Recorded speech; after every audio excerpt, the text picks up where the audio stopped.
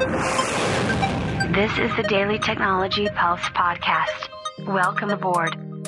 It's Daily Technology Pulse time once again. I'm your host, Rick from Daily, and today we're going to be talking about the hybrid workspace with our strategic partner, Poly. But before we begin, I have to let you know about Daily and all we do for the public sector in Maryland and Virginia. Our official company name is Daily Computers, Inc., and we've been providing client computing hardware and related services to state and local governments and educational institutions for more than 35 years. But Daily is so much more than computers. For instance, our audiovisual team is doing some amazing stuff these days. From large auditoriums to cozy conference rooms, from digital signage to first-class audio, Daily's AV specialists can design and implement a complete solution for your organization. You can learn more by visiting our website, www.daly.com. And did you know that I just love to hear from our listeners? In fact, I will say right now, anyone who contacts me is going to get themselves some Daily swag just for taking the time. You don't even have to say anything nice, though that is preferred. All you have to do to get your hands on something cool is email me at ricko@daily.com. I will say I appreciate any and all feedback. All right, that's enough begging for emails. It's time for us to talk with Brock Roffey from Poly. Brock is going to chat with us about having the right setup for hybrid and non-traditional workspaces. Brock, welcome to the Daily Technology Pulse podcast. Absolutely. I'm so excited to be here. I'm a longtime listener of podcasts, my first time actually participating in one, so I hope I can live up to all the ones I hear. We'll certainly do our best to try to keep that bar high. Brock, what is your role with Poly and how long have you been with the company? I work directly with our healthcare, state and local and education clients in Maryland, DC, and Pennsylvania. So I work with Daily supporting your sellers to make sure that they're providing the right products and solutions to your clients in those sectors. And then I have peers that cover the enterprise, federal government, and the other verticals that I don't. I've been in the video space since 99. So I've been in the video space a long time, but 2 years of Poly. So a big veteran when it comes to video conferencing. Absolutely. You've been in the video space for well over 22 years. What do you think is the biggest innovation that you've seen over the past 20 years when it comes to video in the workspace? I think just the performance of video on the mobile device, on the desktop. I can remember preparing for demos showing video on a mobile device. I think probably as nearby as maybe 10 years ago when I was working for one of the big manufacturers, going in to demo to a client and making sure I had the right app on my phone and it was all connected. It was smoke and mirrors 10 years ago. Now anyone can take a Zoom call, a Teams call, you name it, on your mobile device, your laptop, anywhere. It just works. I think it's the reliability is the thing that's the most astounding, and affordability. One of these rooms, literally you would spend $50,000 or $60,000 or maybe $150,000 to outfit a room with good quality video. You can do it for $3,000 today. Just a fraction of what it cost. Reliability and value per dollar is the hugest thing. Obviously, today we want to talk about hybrid work. And this is really something that I think is going to have a lot of people's interest because the pandemic, yes, it changed the world in so many ways. When you're talking about the workplace, the pandemic really did a number on the workplace because it used to be everybody left their house and commuted wherever they were going to go. And they went into an office 5 days a week, 4 days a week, whatever it is they were going to do. And now everybody has learned you can be just as productive, if not more productive, from home. So we're really talking about these hybrid workspaces now where people are either in the office or home, or maybe they're not in the same office, they're just in a little office. So what has Poly seen as far as the hybrid work situation? What have you seen over the past couple of years? So I think I'll start with just an anecdote. Last week, I actually had a business meeting with a colleague of mine where we decided we were going to go out and do some team building and go mountain biking for a couple hours at a local state park. The state park Tuesday at 9 o'clock in the morning was the busiest I've ever seen it. People there just out enjoying themselves, but a lot more working. Literally saw several people working from their cars, with a laptop popped up on the dashboard, taking a meeting probably with a virtual background. So no one knew they were out getting their mental health break. But that's really what's happened. And within the last 2 years, video has exploded more in use than in the previous 20 years of my, working in this business. So now video is a norm. Everyone includes video in a meeting, and they're taking meetings from everywhere. So really the demand for technology has exploded, but some of the side effects that weren't really necessarily thought of are how selections of these products are being made and who's required to really take care of the products. And they may not have had the skill sets that the traditional audiovisual person did, 10 or 15 years ago. So it's really changing the way not only products are selected, but who has to, maintain them and provide support and stuff like that. But it's a fantastic time to be in this business, both from the integration side and the manufacturer side, and as an end user. Look, you can work anywhere nowadays. No, that's absolutely true. And I'm going to be one of those people. I'm very guilty of taking meetings in my vehicle.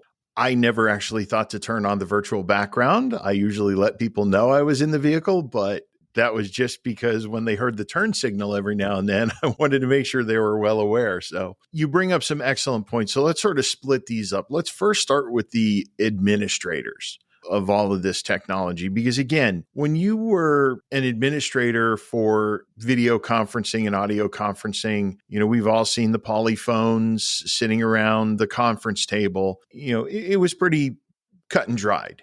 Now you've got people scattered in all different types of situations. Some people have home offices in their bedrooms. Some of them have a separate room of the house. Some of them are in their basement. Some of them are right at the dining room table with everybody running around in the background. I mean, how challenging is it for these administrators these days to try to keep up with all the different types of work environments?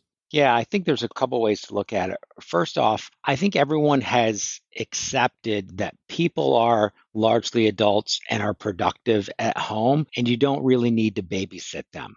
Largely is the case. However, I was talking to a client the other day who has a large number of large contact centers, and they have to monitor their employees. Sometimes the employees may make up a fib related to a technology problem. Oh, that headset wasn't working. My laptop wasn't working. Well, on the IT side, you've always had tools to be able to tell if a network's connect through remote desktop and all types of different tools. You've had tools to be able to tell if that employee is online. And that's really migrating into this collaboration space as well. So though I said many people accept the fact that people are grown-ups and they're going to be honest, there are tools that are available for administrators now to prove that USB headset, that Bluetooth headset, that video system is actually connected and being used for the period of time that it should be used. So administrators are having to learn new skill sets and look for toolkits to be able to, one, make sure their employees are actually doing what they're supposed to be doing, but then two, to be able to provide the support. And along those lines, sometimes these administrators need to outsource their help desk, whether it's going through the AV integrator to provide that first call or coming directly to a manufacturer. But that model's really changed. You guys have changed your model of support and being able to take that first call for your clients wherever they are. And we as the manufacturer can do the same thing. So those are a couple changes. Right. And then going back to that, a lot of this support, it all ends up being virtual because you're not going to have an administrator come to the house and help you set things up. You're not going to have a help desk person come to the house and troubleshoot things. So imagine that requires a lot of cloud-based type of applications. Yeah, absolutely. And that's generally the way that most of the headsets, video systems, and phones and stuff will be managed. The end user will be connected their device over their Wi-Fi or their home network to a cloud service that remotely is doing the monitoring and providing that conduit for the remote agent to come in and do the support.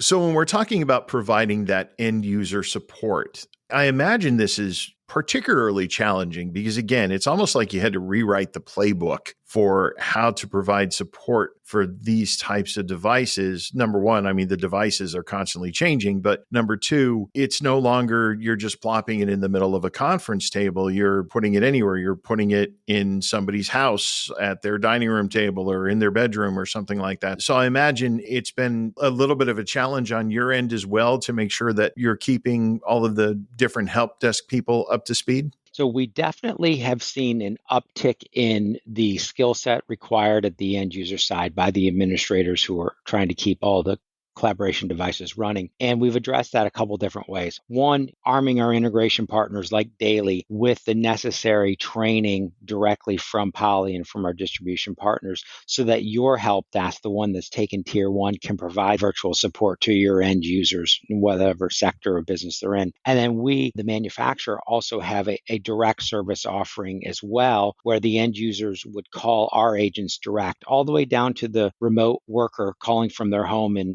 Bethesda, Maryland. They would call Poly direct, and we would be able to provide that support virtually for them. So there's a couple different avenues to get that. It really focuses on the devices themselves, because when you're looking at the traditional setup versus the setup they have now, it's really almost like retraining the administrators and retraining the people. Just what type of equipment do you really need? Because it's not just one size fits all anymore, right? Yeah, that's a great point you bring up. So traditionally, people, let's rewind, let's say 3 years ago. If someone needed a headset, it was an outlying use case, and they often would just go and buy their own headset, whether it was a Bluetooth one or a USB one, or a lot of times you would see people with the white Apple earbuds, the ones that everyone got for free when you bought an iPad or an iPhone. That's traditionally what it was. On the video side, you had these dedicated, very expensive video rooms that were generally only designed to talk video room to video room. And maybe you could get a desktop client to call into that, but it was unusual. In those video rooms, you had to make sure you tested the day before, the hour before the call, and 5 minutes before the call. And then 95% of the time, the call may not even still work. So that's 3 years ago. Fast forward to today and what's been happening for the past 24 months, the enterprise, for a number of different reasons, understands they have to supply the right technology to their employee for the right application. So one thing that we do, and some other manufacturers do as well, but we provide what's called persona research. So persona research is where we've gone and identified different use cases and working styles within an organization, whether it's a large university, a small state and local organization, or a Fortune 500 company, and identified some different work styles, and then with those work styles have identified the right type of technology to address how that employee works. So what Poly does in conjunction with our partners is we'll help an organization do a survey of the type of employees they have to be able to identify the number of personas, and then with that data, then choose the right products for that persona of person. So what you enable is the ability to have a smaller number of products that you have to support. So you're not supporting 22 different types of headsets and 7 types of video cameras. You have a smaller number, so it makes it easier to support your end users and makes it easier for the decision. So that's one thing to help identify the products, and we offer that to our administrators and our end users. Yeah, it's not only for the home office, but actual office itself. So there's a number of other challenges now that people are going back into the workplace and video is so prevalent. There's other challenges people have to overcome as well. I'm sure this proved really challenging in a manufacturing sense, because just like you said, you don't want to have 20 different products that do the same thing, but you have to have that smaller number of products that can be much more versatile these days than before. It was specialized. This is a camera for a small room. This is a camera for a medium room. This is a camera for a big room. This is a headset for a noisy place. This is a headset for a quiet place. I imagine you really had to pivot when it comes to the manufacturing side, because your products have to be that much more versatile and adaptable to different situations. Yeah, absolutely. And then we haven't brought up the native experience that most clients are working with. When I say native experience, I mean you're using Zoom, you're using Microsoft Teams, you're using WebEx, you're using GoToMeeting or RingCentral. So having a device that can work across all those platforms. There's no one enterprise that is 100%. I'm a Microsoft Teams shop. I never let my end users talk to anyone on any other collaboration platform. It doesn't exist. Maybe in some secure government environments that I'm not dealing with, but in the general enterprise I work with, that shop doesn't exist. So to your point, you have to have a device that can work across all those different platforms seamlessly. An end user doesn't say, oh, today I'm doing a Zoom call, I want to use my blue headset. Tomorrow I'm doing a Teams call, I need to use my red headset.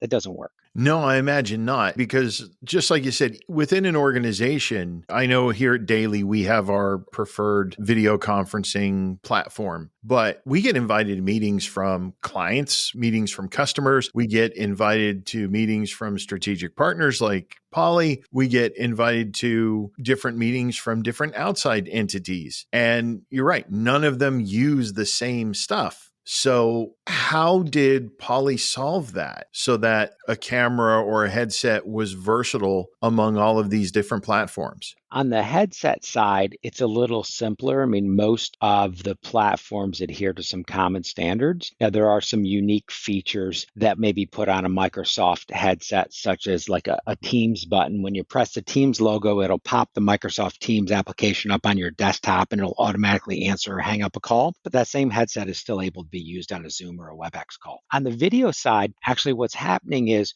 really a movement to this native experience, and the native experience put out there by Microsoft or Zoom or Cisco, those manufacturers are actually starting to work together a little bit better than they have in the past. So what I mean by that is a client might be running a Microsoft Teams room. Microsoft Teams is the application that's running in the room. It's going to be running on some type of a video device. In both cases, you can have an Android operating system or a Windows system Microsoft Teams room device. This is a dedicated appliance for the room that will host the meetings. No need to have a dedicated PC or a dedicated laptop or have your users bring a laptop into the meeting. It's going to be done on an Android or a Windows appliance dedicated for that purpose. Microsoft works closely with Zoom and Cisco to allow that same device to join a WebEx call or join a Zoom call, and the user experience stays the same whether they're joining a Microsoft, a Zoom, or a Cisco call. So that's pretty much a common standard across Microsoft and across Zoom and across WebEx. What we Poly have done is kind of taken one step farther and have the ability to then let someone do what's called a BYOD or bring their own device. So since the Microsoft, Zoom, and Cisco alliance kind of keeps it in those three manufacturers' wheelhouse,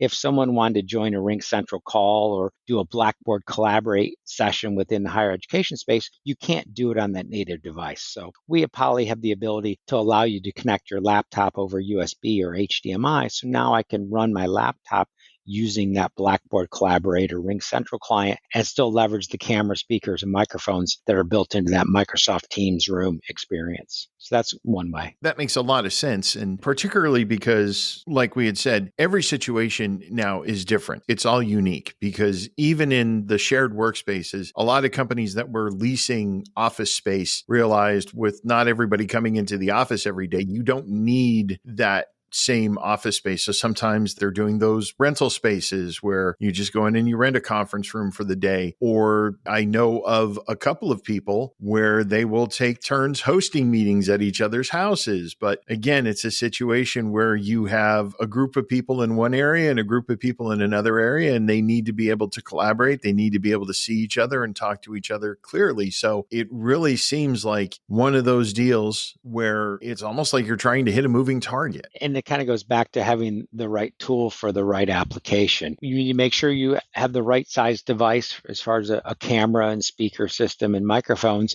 for the right size room. Going back to the native experience with Microsoft and Zoom is they will keep the user experience or user interface, so to speak, the same, whether you're in a small, medium, or extra large room, which is nice. That allows you, the AV integrator, to customize the room, but still have the same user interface. So if day one, the client is in a shared workspace, small room with maybe 4 or 6 people, but day two, they're in a much larger auditorium, it's still the same exact user experience. So that's going to reduce your number of calls to the support desk. It's going to reduce wasted time trying to get the meeting started. Makes it a lot lot easier if the end user can have the same user interface that they've experienced between across the rooms. And when you go to the native experience of Microsoft or Zoom, that's really what you're going to get. And we're really happy that Poly has that collaborative mindset, particularly when it comes to working with Daily and working with our customers, because a lot of times customers, well, they don't know what they don't know.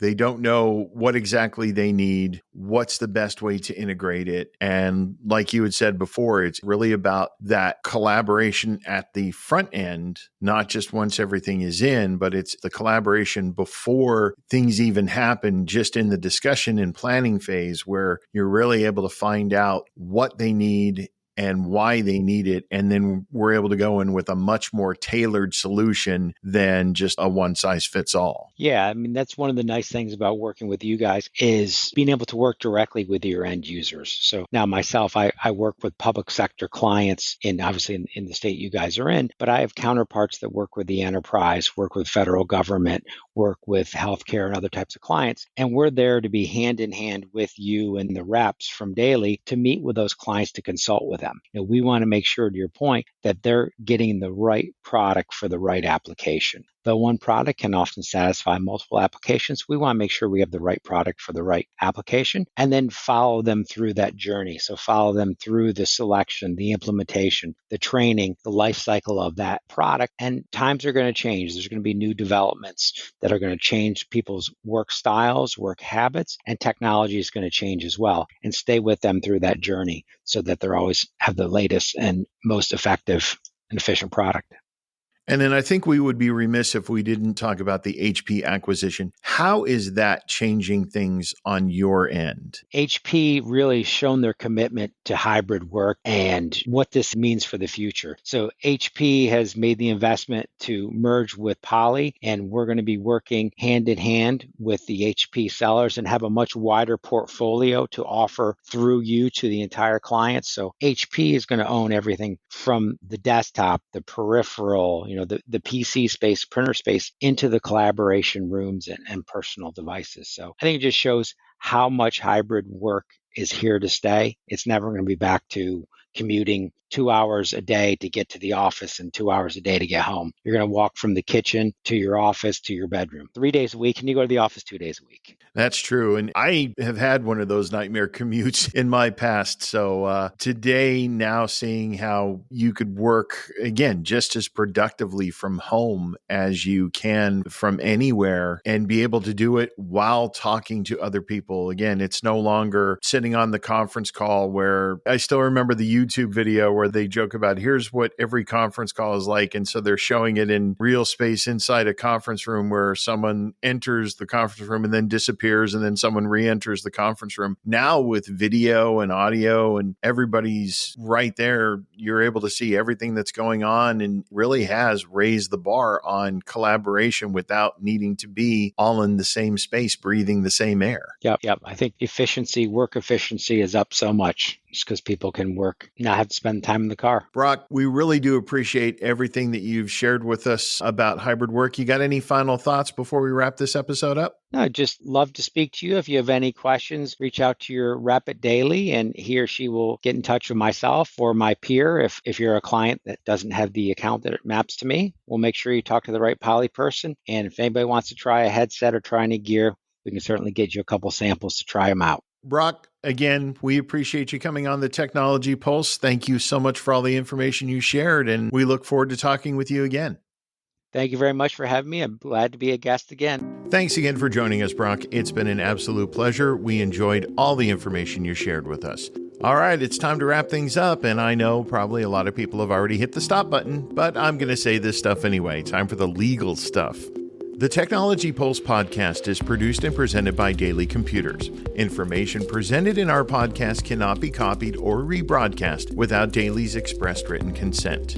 If you have questions, comments, concerns, and/or feedback about the Technology Pulse, you can email us at solutions@daily.com, or you can email me directly at ricko@daily.com. Wrapping things up until next time, this is Rick from Daily. Have a great day.